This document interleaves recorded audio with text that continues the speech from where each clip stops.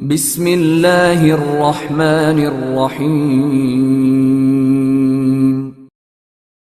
جس دن صبح شہزادی مسلمان قیدی کو قید خانے سے رہا کروا کے لے گئی تھی، اس دن کی شام ہونے کو آ گئی۔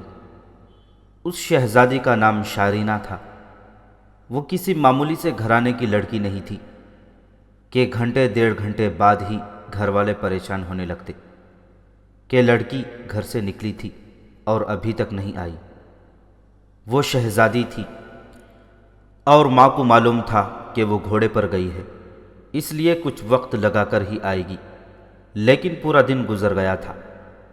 شارینہ وہاں اکیلی لڑکی تو نہیں تھی، وہ شاہی محل تھا جس میں اس جیسی کئی لڑکیاں تھیں۔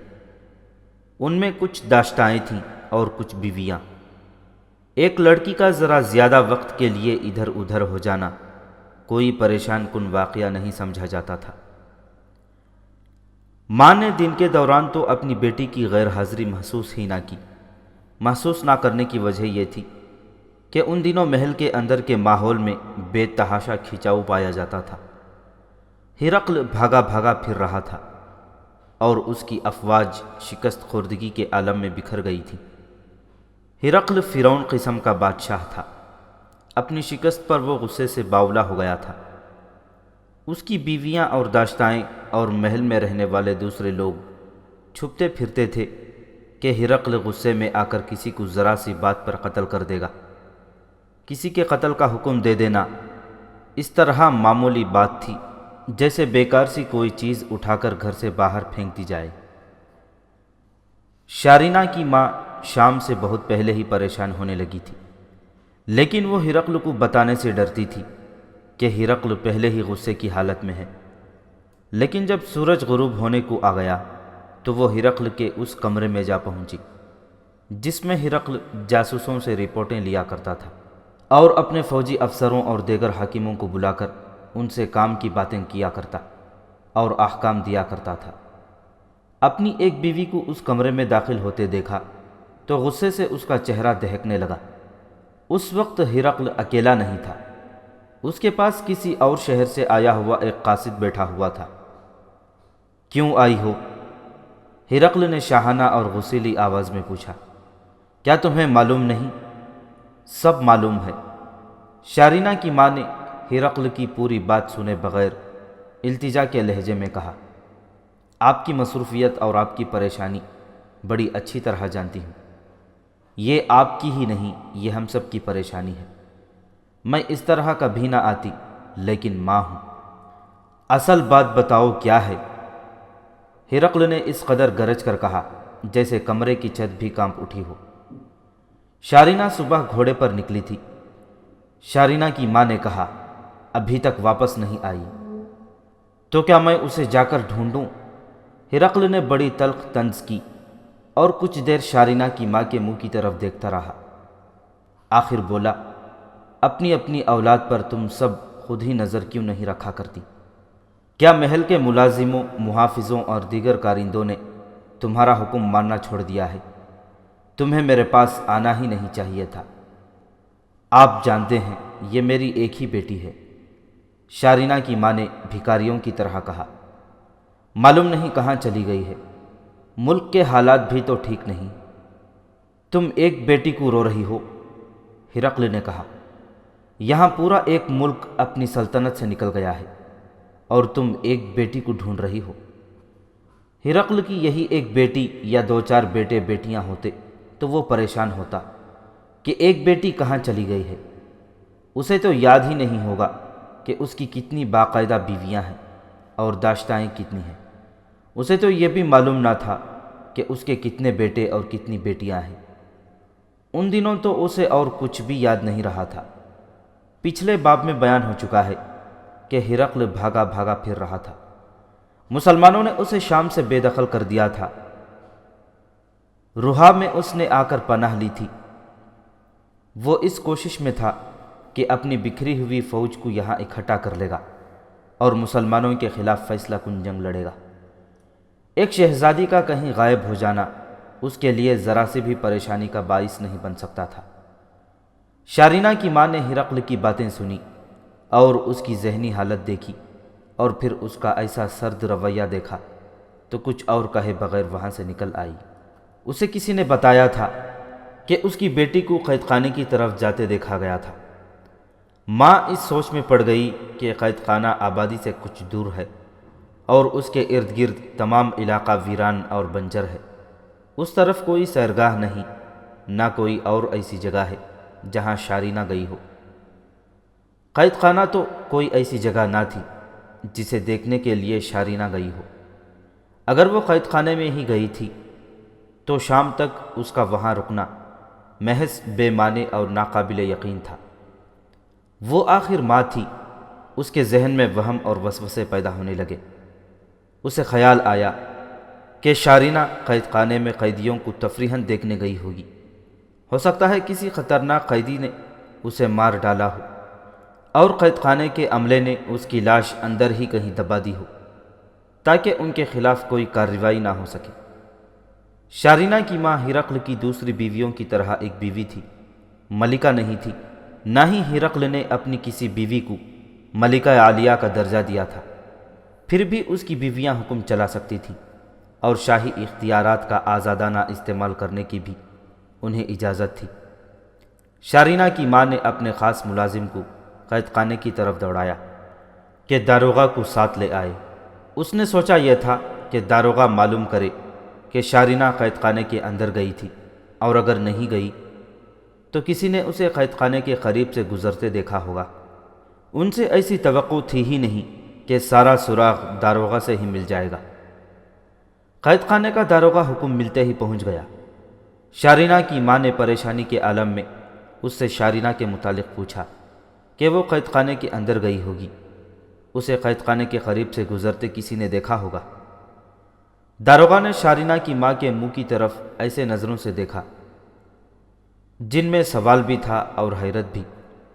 شارینہ کی ماں نے جب یہ کہا کہ وہ صبح کو گئی ہوئی اب تک واپس نہیں آئی تو داروغہ کے چہرے کا رنگ اڑ گیا۔ ملکہ عالیہ ہرقل کی بیوی ہونے کی وجہ سے اس نے احتراماً ملکہ عالیہ کہنا ضروری سمجھا اور بولا، کل صبح شہنشاہ ہرقل نے ایک مسلمان قیدی کو طلب کیا تھا۔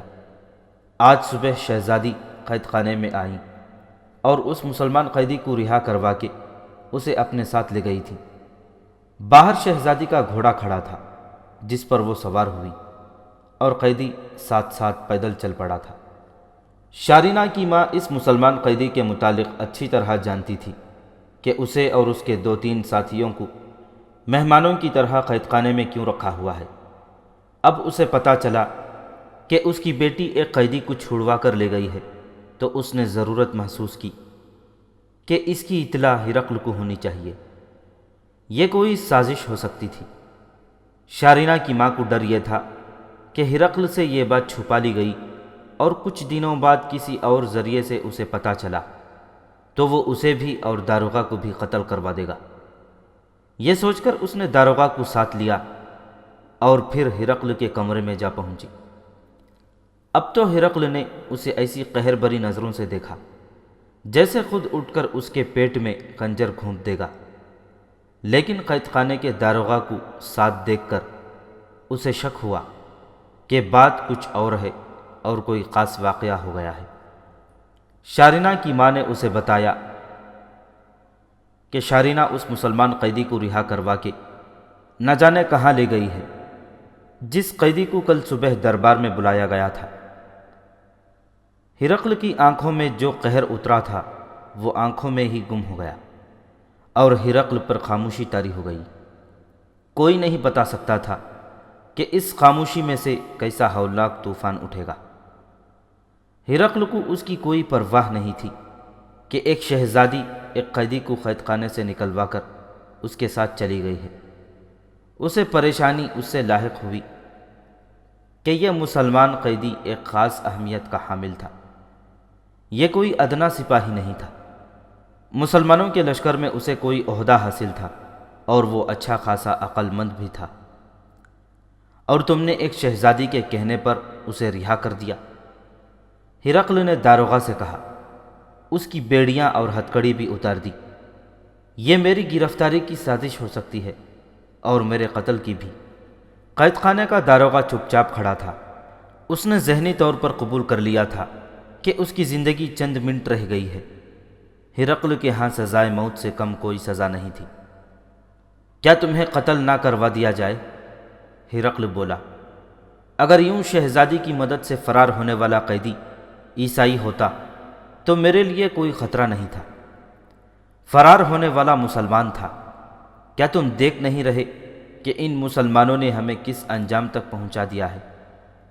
کیا تم صرف ایک وجہ بتا سکتے ہو جس کی بنا پر تمہارا یہ اقدام صحیح سمجھا جائے؟ جس طرح جوتشی نے اپنے آپ کو موت کے سامنے کھڑا دیکھ کر ہرقل کو سچی اور کھری کھری باتیں سنا دی تھیں، ویسی ہی کیفیت قید خانے کے داروغہ پر طاری ہو گئی۔ اسے یقین تھا کہ اب وہ زندہ باہر نہیں جا سکے گا۔ شہنشاہ روم، داروغہ نے کہا، اگر میں شہزادی کا حکم نہ مانتا تو وہ مجھے قتل کروا دیتی۔ اس کا حکم مانا ہے تو آپ مجھے سزائے موت سنا رہے ہیں۔ مجھے آپ کی یہ سزا قبول ہے۔ قبول نہ ہوتی تو بھی آپ نے مجھے معاف نہیں کر دینا تھا۔ میں نے روم کی شہنشاہی کا نمک کھایا ہے۔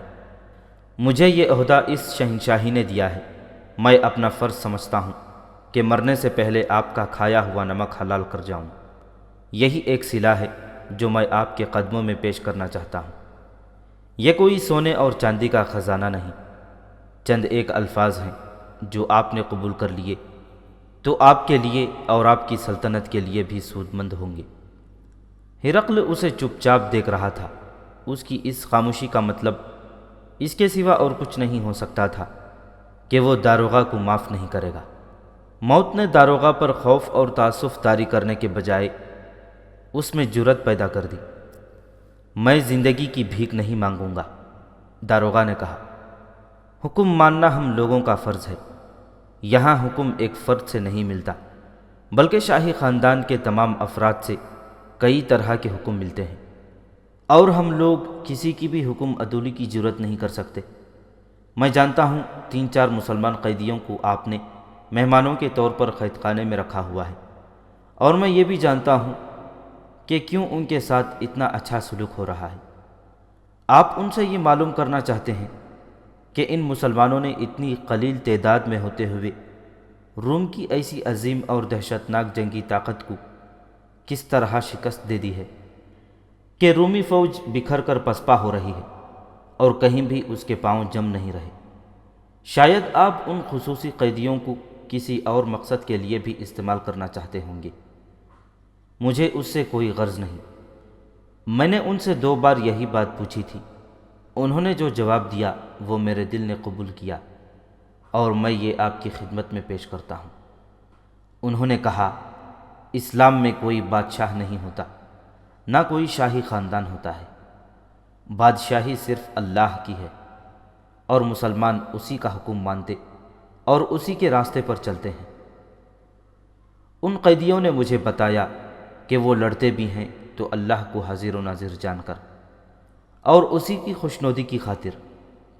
2 یا 3 مسلمان بھی کہیں اکٹھے ہو جائیں یا سفر پر نکلیں تو ایک کو اپنا امیر بنا لیتے ہیں اور پھر اسی کے حکم پر چلتے ہیں۔ ان کا سالار لشکر کا امیر بھی ہوتا ہے اور امام بھی۔ انہوں نے یہ بھی بتایا کہ ان کا رسول صلی اللہ علیہ وسلم بھی اپنے ساتھیوں سے مشورہ کر کے فیصلہ کیا کرتے تھے۔ اب ان کا ایک خلیفہ ہے جس کا ہر حکم بصر و چشم مانا جاتا ہے، لیکن خلیفہ بھی مشورے کے بغیر کوئی حکم جاری نہیں کرتا۔ کسی خلیفہ کی، کسی امیر کی اور کسی سپہ سالار کی بیوی یا بیٹی یا بیٹا کوئی حکم نہیں دے سکتے۔ اگر وہ کوئی جرم کر بیٹھیں گے تو انہیں بھی وہی سزا دی جائے گی جیسی ایک عام اور ادنا مرد یا عورت کو دی جاتی ہے۔ شہنشاہ معظم، اب اپنے ہاں دیکھیں، شاہی خاندان کے افراد کی تعداد دیکھیں۔ ہمارے لیے کوئی ایسا حکم نہیں کہ ہم ان میں سے کسی کا کوئی حکم بھی نہ مانیں۔ اگر میں ان میں سے کسی کا کوئی حکم نہیں مانوں گا تو وہ مجھے اسی قید خانے کی کال کوٹھری میں بند کر دے گا جس کا آج میں داروغہ ہوں۔ یہ بھی ذہن میں رکھیں کہ آپ نے شہزادی کے ساتھ نکل جانے والے قیدی کو مہمان کی حیثیت سے رکھنے کا حکم دیا تھا۔ اسے شہزادی شارینہ اپنے ساتھ لے جانے کے لیے آئی اور کہا کہ شاہ ہرقل نے اسے طلب کیا ہے تو میں اس کے حکم کی خلاف ورزی نہیں کر سکتا تھا۔ باقی تینوں مسلمان قیدیوں کی یہ سہولتیں ختم کر دو، ہرقل نے کہا۔ انہیں تہ خانے کی کوٹریوں میں بند کر دو، انہیں گل سڑ کر مرنے دو۔ ہرقل نے یہ حکم ایسے لہجے میں دیا جیسے نیند میں بول رہا ہو۔ یہ شک بھی ہوتا تھا جیسے اس نے داروغہ کی پوری بات سنی ہی نہ ہو۔ اس پر شکست کا پہاڑ آن پڑا تھا۔ شام ایک بڑا ملک تھا جو اس کے ہاتھ سے نکل گیا اور مسلمانوں کی جھولی میں چلا گیا تھا۔ کیا آپ ان کے تعاقب کا حکم نہیں دیں گے؟ شارینہ کی ماں نے پوچھا۔ نہیں، ہرقل نے بے جان سے لہجے میں کہا۔ صبح کے نکلے ہوئے اب تک وہ دور نکل گئے ہوں گے اور یہ بھی معلوم نہیں کہ وہ گئے کس سمت کو ہیں۔ شارینہ کی ماں کچھ نہ کچھ بولتی رہی۔ ہرقل اس کی کسی بات کا ادھورا سا جواب دے دیتا یا صرف اتنا کرتا کہ اس کے منہ کی طرف دیکھ کر منہ پھیر لیتا۔ داروغہ کو ہرقل نے کوئی اشارہ کیا تھا یا داروغہ نے فرض کر لیا کہ اس کا چھٹکارا ہو گیا ہے۔ وہ الٹے قدم چلتا دروازے تک گیا اور پھر باہر نکل گیا۔ وہ چلا گیا ہے، شارینہ کی بیوی نے کہا۔ اس کی جان بخشی نہ کریں۔ جانے دو اسے، ہرقل نے کہا۔ میں آنے والوں کا انتظار کر رہا ہوں۔ پہلے بیان ہو چکا ہے کہ ہرقل نے اپنی پسپا ہوتی ہوئی فوج کو شام کے مختلف مقامات پر بکھیر دیا تھا، اور اس نے یہ چال اس توقع پر چلی تھی کہ اس کے مطابق مسلمانوں کا لشکر بھی چھوٹے چھوٹے ٹکڑوں میں تقسیم ہو جائے گا اور یہ اس کی کمزوری کا باعث بنے گا۔ پھر ہرقل اپنی بکھری ہوئی فوج کو کسی ایک موزوں مقام پر یکجا کر کے مسلمانوں کے ٹکڑوں میں بٹی ہوئی فوج پر زوردار حملے کرے گا اور پھر مسلمان اس کے سامنے نہیں ٹھہر سکیں گے۔ ہرقل اب روحا میں آ گیا تھا اور اپنی فوج کو یہیں اکٹھا کرنا چاہتا تھا، لیکن کہیں سے بھی اسے کوئی جواب نہیں مل رہا تھا کہ وہاں کی فوج کب اس تک پہنچے گی۔ یہ تھا وہ انتظار جس کی بےتابی نے اس کا دماغ جکڑ رکھا تھا۔ سورج کبھی کا غروب ہو چکا تھا اور رات گہری ہو گئی تھی۔ اس وقت شارینہ روحا سے بہت ہی دور پہنچ گئی تھی اور اس کے سفر کا ایک دن گزر گیا تھا۔ مسلمان قیدی کا نام حدید بن مومن خزرج تھا۔ خزرج عرب کا ایک بڑا ہی مشہور قبیلہ تھا۔ پہلے تو ہم یہ دیکھ لیں کہ شارینہ اور حدید اس شہر سے نکلے کس طرح۔ قید خانہ آبادی سے کچھ دور تھا اور آگے ویران اور بیابان علاقہ تھا۔ کچھ دور تک شارینہ گھوڑے پر سوار رہی اور اس کے کہنے سے حدید نے گھوڑے کی باگ پکڑے رکھی۔ کوئی اجنبی دیکھ لیتا تو وہ یہی سمجھتا کہ یہ کسی امیر و وزیر کی بیٹی ہے اور باگ اس کے نوکر نے پکڑ رکھی ہے۔ حدید نے راستے میں بھی شارینہ سے پوچھا کہ وہ جا کہاں رہے ہیں۔ شارینہ نے اسے کہا تھا کہ وہ خاموشی سے اس کے ساتھ چلتا چلے۔ حدید پر کسی قسم کا خوف اور خدشہ طاری نہیں تھا۔ وہ بڑا خوبرو نوجوان تھا اور اس کے جسم میں طاقت بھی تھی اور پھرتی بھی۔ قید خانے سے کچھ ہی دور گئے ہوں گے کہ وہ دونوں دنیا کی نظروں سے اوجھل ہو گئے۔ سطح مرتفع علاقہ شروع ہو گیا تھا۔ چھوٹے بڑے نشیب تھے اور کہیں کہیں زمین اوپر کو ابھری ہوئی تھی اور اس سے آگے باقاعدہ ٹیکریاں آ گئیں۔ درخت بھی تھے اور جھاڑیاں بھی۔ وہاں کوئی باقاعدہ راستہ نہیں تھا، کوئی پگڈنڈی نہیں تھی اور صاف پتہ چلتا تھا کہ ادھر سے مسافر کم ہی گزرتے ہیں۔ ذرا اور آگے گئے تو ایک آدمی نظر آیا جس کے ساتھ ایک گھوڑا کھڑا تھا۔ اس آدمی نے گھوڑے کی باگ پکڑ رکھی تھی۔ شارینہ نے اس کے قریب جا کر گھوڑا روک لیا۔ وہ کوئی ادھیڑ عمر آدمی تھا۔ شارینہ اپنے گھوڑے سے اتر رہی تھی اور وہ گھوڑے کو اور قریب لے آیا۔ تم اس گھوڑے پر سوار ہو جاؤ، شارینہ نے حدید سے کہا۔ حدید کے لیے یہ سمجھنا مشکل نہیں تھا کہ یہ وہی گھوڑا تھا جس کے متعلق شارینہ نے قید خانے سے نکل کر کہا تھا کہ آگے چل کر الگ گھوڑا مل جائے گا۔ یہ ادھیڑ عمر آدمی یقیناً شارینہ کا ملازم تھا۔ حدید اس گھوڑے پر سوار ہو گیا۔ حدید نے سوار ہو کر شارینہ کی طرف دیکھا۔ شارینہ ابھی اپنے گھوڑے پر سوار نہیں ہوئی تھی۔ ادھیڑ عمر آدمی اس کی تعظیم میں اتنا جھک گیا تھا کہ رکوع کی حالت میں چلا گیا۔ شارینہ آخر شہزادی تھی اور یہ شخص اس کا نوکر یا سائس تھا۔ اس کے علاوہ اس نوکر کو توقع ہوگی کہ شہزادی اس کو انعام دے گی۔ شارینہ شہزادی نے اسے انعام یہ دیا کہ وہ ابھی رکوع سے اٹھا ہی نہیں تھا۔ شارینہ نے بڑی تیزی سے اپنے کپڑوں کے اندر ہاتھ کر کے خنجر نکالا اور خنجر بلند کر کے بڑی زور سے خنجر اس آدمی کی پیٹھ میں گھونپ دی۔ اس سے پہلے کہ یہ آدمی سیدھا ہوتا، شارینہ نے اس کی پیٹھ سے خنجر نکال کر ایسے ہی ایک اور وار اسی مقام پر کیا۔ پیٹھ کا یہ وہ مقام تھا جہاں دل ہوتا ہے۔ وہ بدقسمت آدمی سیدھا ہو ہی نہ سکا اور ایک پہلو پر زمین پر گر پڑا۔ شارینہ اس کے پاس کھڑی دیکھتی رہی۔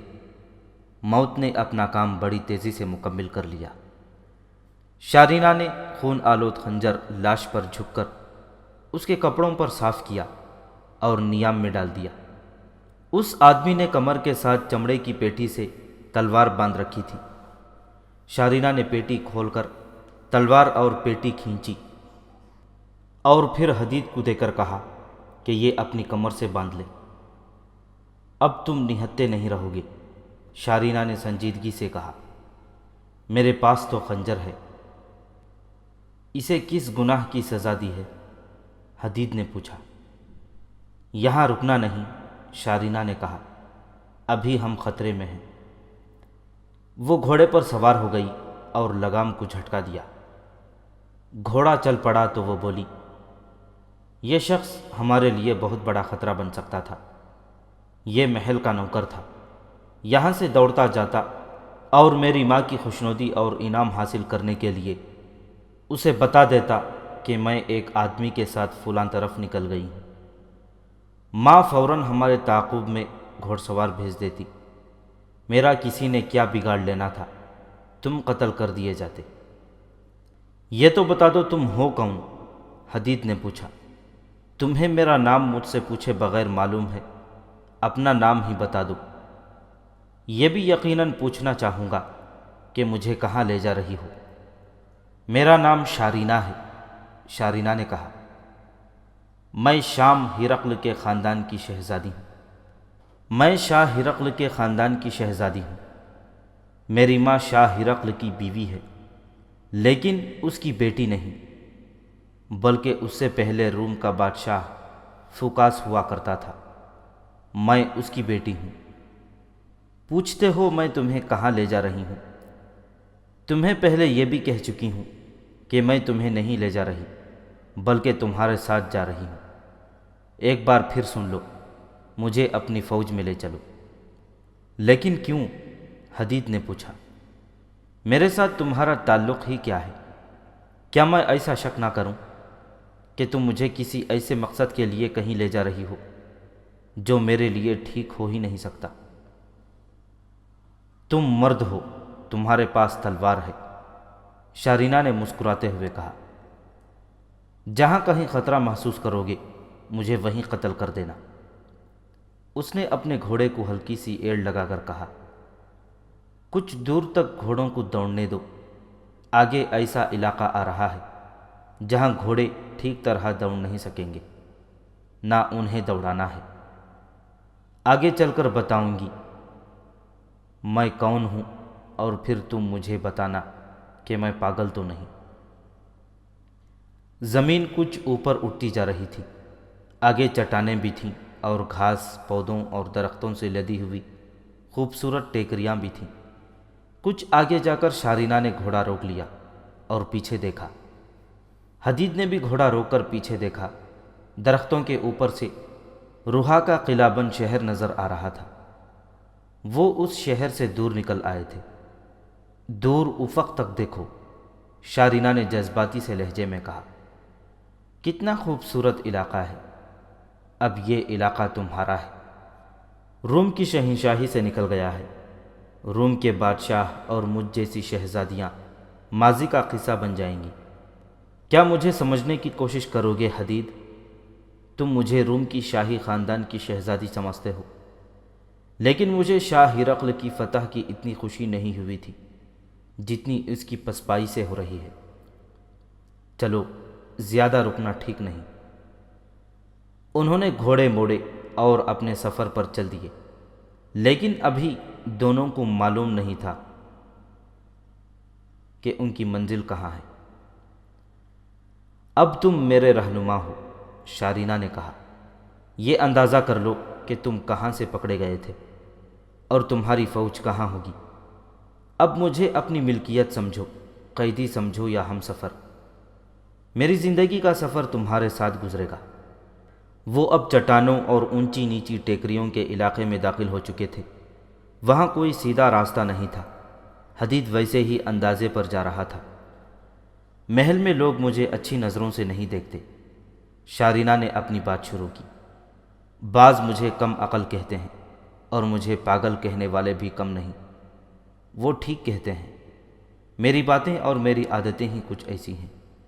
میں شہزادی ضرور ہوں، لیکن ان شہزادیوں میں سے نہیں جن کی لوگ کہانیاں سنتے سناتے رہتے ہیں۔ شاید میرے خون میں کوئی خرابی ہے۔ تم اصل بات سناؤ شارینہ، حدید نے کہا۔ میں تمہیں بتاؤں گا کہ خرابی تمہارے خون میں ہے یا دماغ میں۔ میری ماں کو تم نے نہیں دیکھا، شارینہ نے کہا۔ بہت ہی خوبصورت عورت ہے، میں اس کی واحد اولاد ہوں۔ وہ نسلاً شاہی خاندان سے نہیں، عرب کے کسی بہت ہی امیر تاجر خاندان کی لڑکی تھی۔ تم جانتے ہو تاجر تجارت کے معاملے میں ملک ملک پھرتے رہتے ہیں اور قافلوں کے ساتھ سفر کرتے ہیں۔ میری ماں کی عمر 16-17 سال تھی جب ایک بار اس کے باپ نے کہا کہ وہ تجارت کے لیے مصر جا رہا ہے اور سب کو ساتھ لے جائے گا۔ اس طرح وہ اپنے پورے کنبے کو ساتھ لے گیا۔ میری ماں تھی، اس کے چھوٹے 2 بھائی تھے اور اس کی ماں تھی، اور ایک چچا بھی ساتھ تھا۔ مجھے یہ باتیں ماں نے سنائی تھیں۔ بہت بڑا قافلہ تھا اور اس قافلے میں زیادہ تعداد تاجروں کی تھی، جس کا مطلب یہ تھا کہ اس قافلے کے ساتھ دولت بھی بہت جا رہی تھی، اور مختلف قسم کی تجارتی مال کا تو کچھ شمار نہ تھا۔ صحرائی قزاق ایسے قافلوں کے انتظار میں لگے رہتے تھے۔ انہیں اس قافلے کی بھی خبر ہو گئی ہوگی۔ کچھ دنوں بعد یہ قافلہ ملک شام میں داخل ہوا تو ایک جگہ قزاقوں نے اسے روک لیا۔ قافلے تو اب بھی لٹتے ہیں، اور تم جانتے ہوگے انہیں کس طرح لوٹا جاتا ہے۔ ماں بتاتی ہے کہ قزاق کوئی تھوڑے تو نہیں تھے۔ یوں پتہ چلتا تھا جیسے آسمان سے گدھوں کے غولوں اور زمین سے سینکڑوں بھیڑیوں نے حملہ کر دیا ہے۔ میری ماں نوجوان بھی تھی اور خوبصورت اتنی کہ اس پر لگی ہوئی نظر ہٹتی نہیں تھی۔ ایک قزاق نے میری ماں کو اٹھا لیا۔ وہ دن اور آج کا دن میری ماں کو معلوم نہیں ہو سکا کہ اس کے ماں باپ کا اور بھائیوں کا کیا انجام ہوا تھا۔ قزاق ماں کو اغوا کر کے لے گئے۔ میں تصور میں لا سکتی ہوں کہ اس کم سینی میں میری ماں کس قدر قیمتی ہیرے جیسی ہوگی۔ وہ کوئی عام سی لڑکی ہوتی تو کھلی منڈی میں فروخت ہو جاتی، لیکن وہ عمرہ کی بھی نہیں بلکہ بادشاہوں کی پسند کی چیز تھی۔ اس وقت مصر اور شام پر رومیوں کی حکومت تھی اور بادشاہ فوکاس تھا۔ وہ بادشاہوں جیسا بادشاہ تھا، شاہانہ عیاشیوں میں ڈوبا ہوا، اپنے آپ کو خدا سمجھتا تھا اور لوگ اس کے آگے سجدے کرتے تھے۔ قزاقوں نے اس تک رسائی حاصل کر کے میری ماں کی جھلک اسے دکھائی۔ وہ تو جیسے میری ماں پر مر ہی مٹا ہو۔ وہ آخر بادشاہ تھا، منہ مانگے دام دے کر اس نے میری ماں کو خرید لیا۔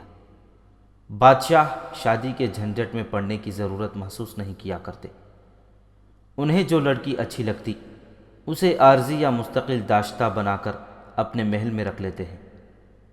میری ماں کے حسن اور نوجوانی سے شاہ فوکاس ایسا متاثر ہوا کہ اس نے میری ماں کے ساتھ باقاعدہ شادی کر لی۔ بادشاہوں کی شادیاں بھی برائے نام ہوا کرتی ہیں۔ ماں کو ذرہ بھر خوشی نہ ہوئی کہ وہ اتنی وسیع بادشاہی کے بادشاہ کی ملکہ بن گئی ہے۔ اس کی عمر ہی کیا تھی؟ اسے باپ اور بھائی یاد آتے تھے اور تنہائی میں رو رو کر اپنی حالت بگاڑ لیا کرتی تھی۔ اسے دوسرا صدمہ یہ پہنچا کہ وہ مسلمان تھی۔ اس کے ماں باپ نے تھوڑا ہی عرصہ پہلے اسلام قبول کیا تھا۔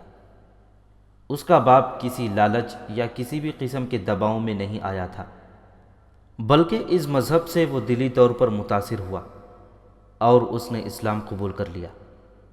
اس وقت میری ماں بہت چھوٹی تھی۔ اس نے مجھے سنایا کہ وہ جب اچھا برا سمجھنے کی عمر میں داخل ہوئی تو اسے مذہب کے سبق دیے جانے لگے۔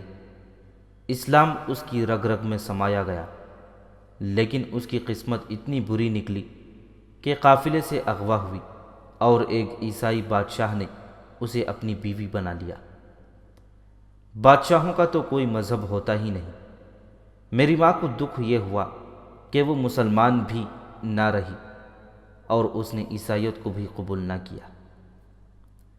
میں پیدا ہوئی اور شہزادیوں کی طرح مجھے پالا پوسا گیا۔ اس طرح کوئی شک نہ تھا کہ میں تھی ہی شہزادی۔ 3-4 سال کی عمر کو میں پہنچی تو یاد ہے کہ میں نے ماں کو چوری چھپے نماز پڑھتے دیکھا تھا، لیکن میری عمر 5-6 سال کی ہوئی تو میں نے ماں کو شراب پیتے دیکھا اور اس کی نمازیں ختم ہو گئی تھیں۔ شیطانوں کے شاہی ماحول میں رہ کر میری ماں کی فطرت ہی بدل گئی اور وہ بھی شیطان فطرت بن گئی۔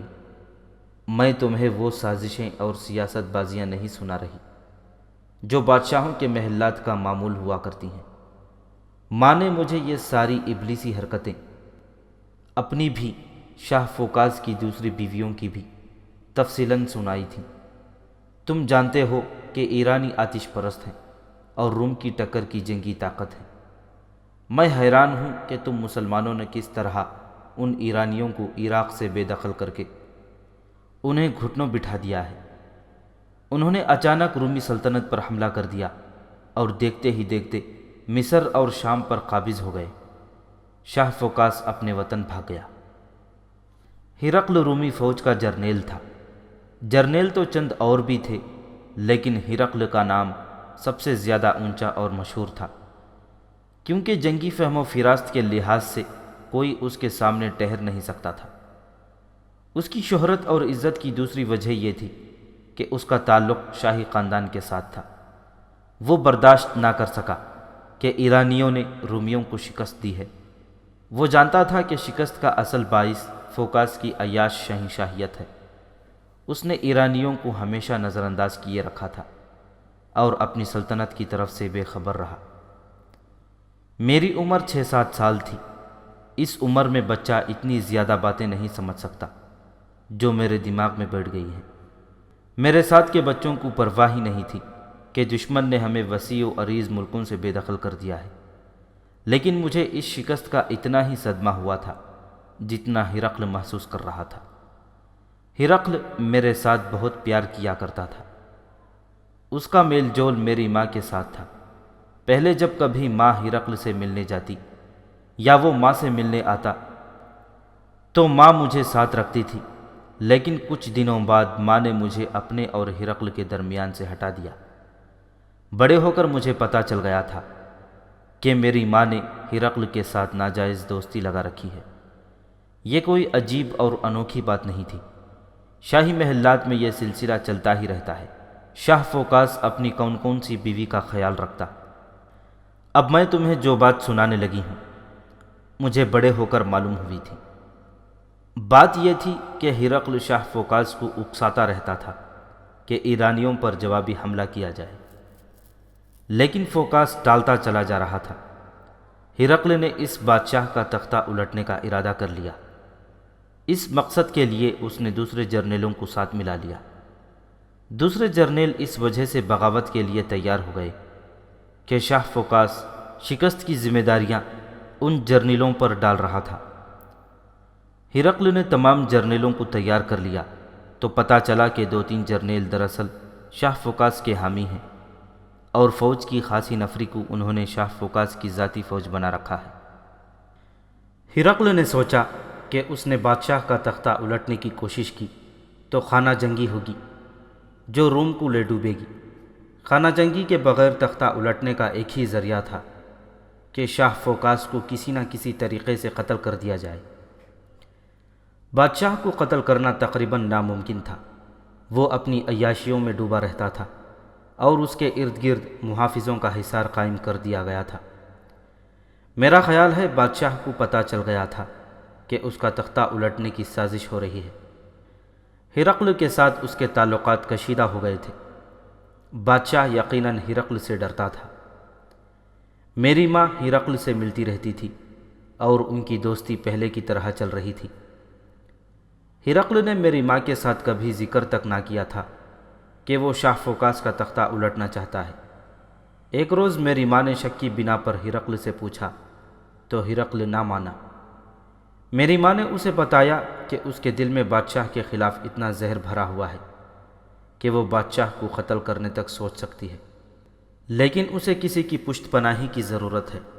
تب ہرقل نے اسے اپنا راز دے دیا اور یہ وعدہ کیا کہ وہ شاہ فوکاس کو کسی نہ کسی طریقے سے قتل کر دے تو ماں تیار ہو گئی۔ قتل کے طریقوں پر غور ہونے لگا۔